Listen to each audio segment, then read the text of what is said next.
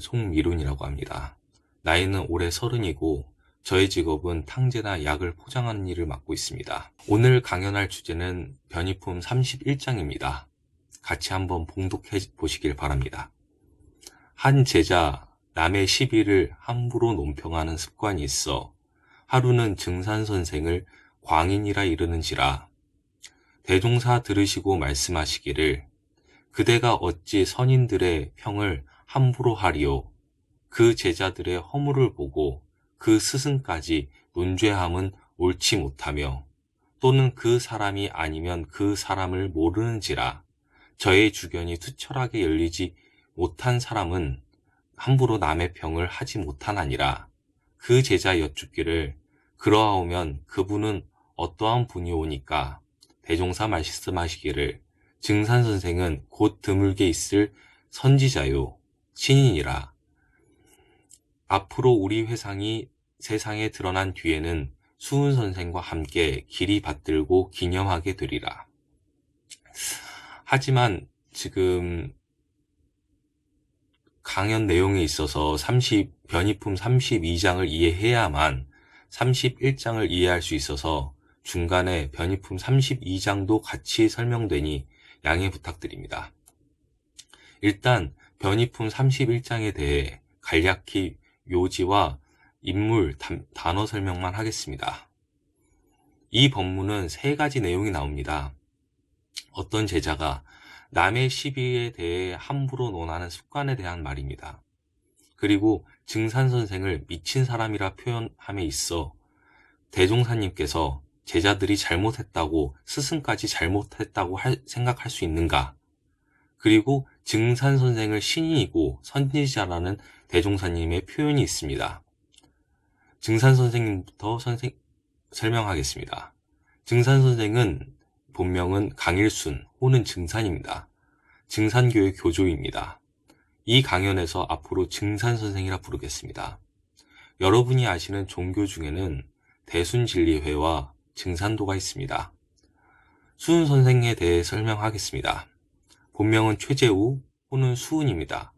여러분이 아시는 동학의 창시자이자 후일 천도교의 교조입니다. 이 강연에서는 수훈선생이라 부르겠습니다. 단어 설명으로는 신인은 신묘한 지혜와 능력을 갖춘 사람, 선지자는 미래의 세상을 먼저 통찰하는 사람을 일컫습니다. 이번에 이 법문을 선택한 2가지 이유가 있습니다. 첫 번째로는 제가 대종경을 읽어볼 때 항상 이해가 안 가는 구절이었습니다.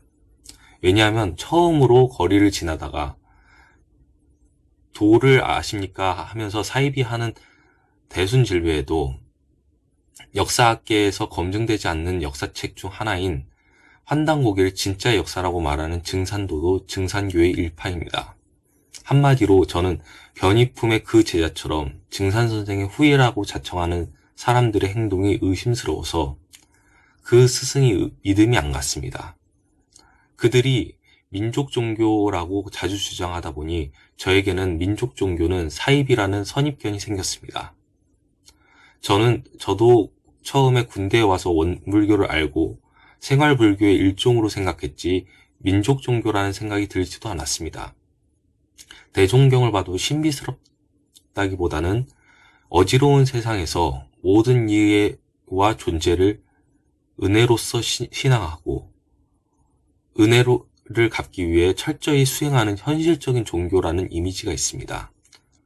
그리고 다니면서 민족종교에 대한 선입견도 많이 사라졌습니다.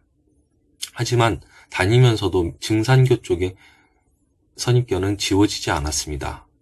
증산교 경전에 증산선생이 자신을 옥황상제라고 하면서 기존 종교의 성자들을 심판했다고 나옵니다. 저는 되게 이 글을 보고 오만하고 타종교에 대해 무례하다는 생각이 들었습니다. 그 외에도 많지만 생략하겠지만 그냥 글을 읽었을 때 사이비 종교 교주와 비슷한 행태를 보여서 왜 대종사님이 증산을 선지자와 신인이라면서 우리 회상이 앞으로 드러나면 앞으로 수훈선생과 함께 길이 받들어야 할 사람이라고 치켜세우신 걸까? 대종사님께서 단순히 그때 당시에 증산의 도를 따르던 사람들을 끌어올리려고 방편을 쓰신 건지, 아님 진짜 신인이고 선지자여서 그런 건지, 도인을 가장한 기인이 아닌가라는 여러 가지 의문이 들었습니다. 하지만 변이품 자체가 아리송한 말이 많으니 그냥 때가 되면 알겠다라는 생각으로 찾아보지는 않고 저의 선입견으로 놔두고 있었습니다. 두 번째로는 이번 달 마지막 수요마음 공방 교사 강연을 맡게 되었습니다. 주제는 총부기지의 확정과 건설, 전무 출신의 공동생활에 대한 이야기였습니다. 그래서 일단 한번 그때 당시의 종교의 상황과 시대적 배경을 찾아보게 되었습니다. 그 전에 언다 사업이라든지 익산 총부 건설 전에 역사들은 많이 알고 있지만 익산 총부 건설 후에 역사는 원불교인들이 많이 생소한 게 사실입니다. 그래서 종교로서는 천도교, 보천교, 그리고 지금의 원불교의 전신인 불법연구회로 종교의 상황을 압축했습니다.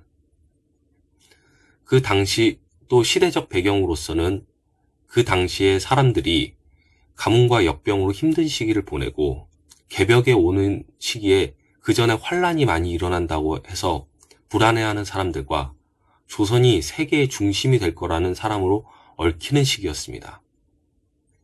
일단 불법연구회의 익산총부가 세워진 연도가 1924년 갑자년이었습니다. 그래서 1924년에 무슨 일이 있었는지 찾아보다가 그때 당시에 많은 일이 있었던 증산교단을 찾아봐야겠다는 결론이 들었습니다. 그래서 주워듣는 지식이 아니라 직접 찾아봐야겠다는 결심을 하고 증산선생에 관한 내용을 찾아봐야겠다는 결론이 들었습니다. 처음에는 증산선생에 대한 글을 읽어봤습니다. 제 머리로는 이해가 안 돼서 보다가 중단했습니다. 두 번째로는 증산교단에서 펴낸 글을 읽어보려 했지만 자기 종교 중심적으로 글을 써서 더 반감만 생기고 그 종교인만 이해하게 써져 있어서 포기했습니다. 또 그쪽에 가서 자료를 얻기도 쉽지 않을 것 같아서 그냥 비교 종교학을 연구하시는 분이나 증상 종교를 연구하시는 분들의 글을 읽었습니다. 그래서 봤더니 많은 생각이 들었습니다. 회장님께서 변이품 32장을 봉독하셨으므로 봉독은 안 하겠습니다. 앞서 제가 인물 설명을 했기 때문에 내용 요약과 단어 설명만 하겠습니다. 제자들은 3명의 스승님들을 농사에 비유합니다. 그리고 대종사님께서 우리 법이 드러내면 그분들의 법을 드러내야 한다고 말씀하십니다. 후천개벽이란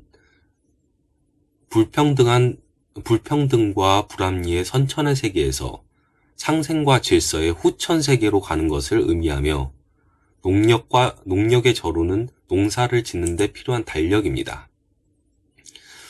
변이품 31장과 변이품 32장에서 통틀어 나타나는 내용은 대종사님께서 당신의 법이 수운과 증산을 이었다는 뉘앙스가 풍깁니다. 처음에 이해할 때 수운 선생에 대해서는 이해했습니다. 저는 수운 선생이 자신과 자신의 아버지가 경주에 뼈대 있는 양반이었고 모든 이에게 한울림이 있다고 했고 그래서 모든 이가 평등해야 한다고 말을 주장하면서 한 예로 자신의 여종 둘 중 하나는 자신의 양딸로 삼고 하나는 며느리로 삼는 행동이 있습니다. 그 의미는 구시대적인 선천의 사회 질서가 이제 무너지고 새로운 후천이 올 거라는 소식을 행동으로 알려진 분이라서 쉽게 이해가 갔습니다. 그때 문제는 증산선생이었습니다. 하지만 증산선생에 대한 글을 읽어 보고 많은 생각이 바뀌었습니다. 이분은 참 토속적이고 민중적인 종교가이시구나 라는 생각이 들었습니다. 토속적이라는 측면은 그 당시 조선인들에게 가장 영향력 있는 사상은 지배계층에겐 유학, 피지배계층에게는 무교와 불교입니다. 근데 증산 선생은 무속으로서 사람들에게 도를 폈습니다. 증산 선생은 자신의 천지공사를 천지굿이라고 했고, 자신을 천하 1등 제인이고, 고수부는 천하 1등 무당이라고 하면서 구술했습니다. 구술할 때는 굿을 주도하는 사람은 여자 무당입니다. 제인은 그 굿에서 도와주는 역할을 합니다. 한마디로 이 말은 개벽이 오는 이때에 여자가 위로 가고 남자가 보조해주는 세계라는 것을 상징적으로 보여줍니다. 그 말인 즉슨 그때 당시에 억압받고 억울한 사람들이나 천대받던 사람들이 이제 세상에 나와서 세상을 주도하게 될 것이라는 의미로 확장해 볼 수 있습니다. 그리고 그 굿에서 선천에 있던 종교 경전을 찢어서 고수부라는 여자 무당이 밟고 가는 퍼포먼스를 합니다. 또 권위 있는 그 종교 경전을, 이 말은 즉슨 권위 있는 그 종교 경전이 찢겨져서 그때 당시에 천하다고 생각하는 여자, 그리고 가장 낮은 신분인 무당에게 짓밟히는 행위는 선천의 종말과 후천의 탄생을 알리는 의미로 해석해 볼 수 있는 것입니다.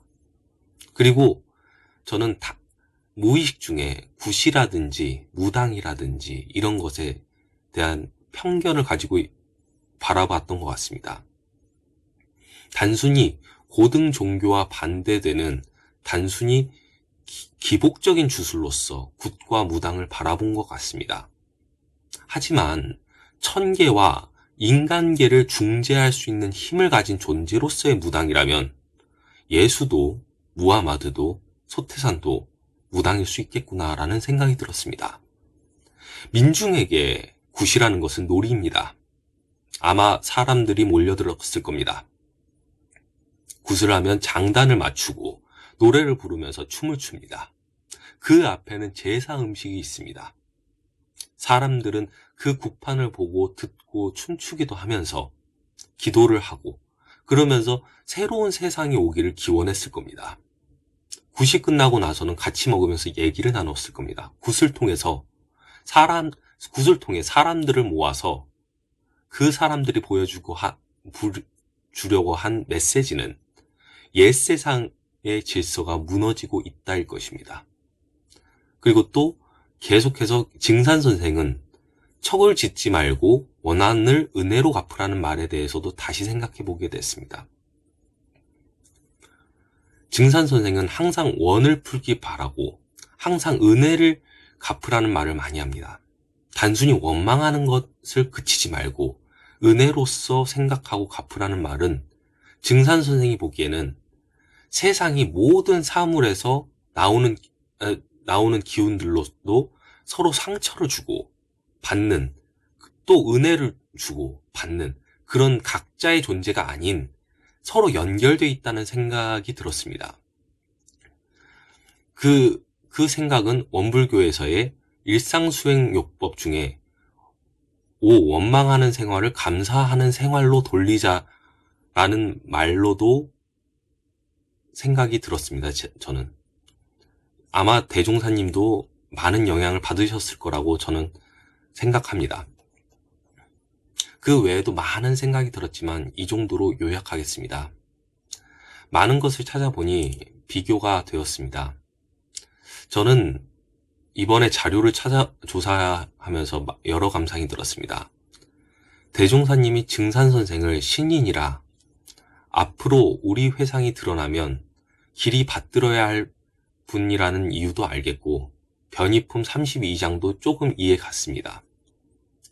수은 선생이 사람들에게 새로운 세상을 준비하라는 신호탄을 쏘셨고 증산 선생은 회원 사상으로 개벽된 세상에서는 어떻게 살아가야 할지의 마음가짐을 알려주셨습니다. 그리고 변호사님께서는 그 개벽된 세상에서 모든 세상을 은혜로 보고 그 은혜를 신앙 삼아 사막으로 철저히 훈련해서 모든 이에게 유익되는 감사 생활을 하라는 측면에서 농사법을 알려주신 겁니다.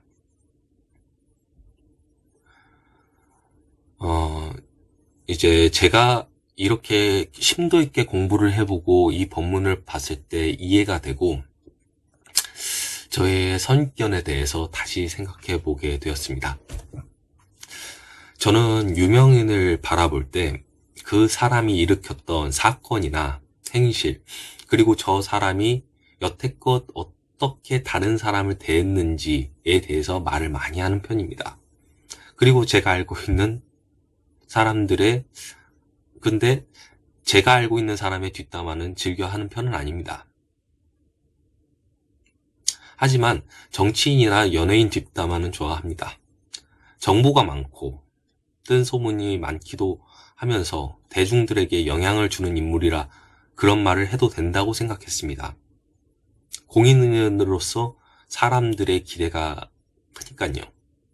하지만 이 본문을 보면서 저 스스로 과연 저 사람을 정말 잘 알고 있는지, 아니면 내가 오해를 한 것이 아닌지 시비를 정확하게 파악해야겠지만 과연 둥근 마음 자리에서 나온 시비인지 아님 조각난 마음 자리에서 나온 시비인지에 대한 생각을 많이 해보게 되었습니다.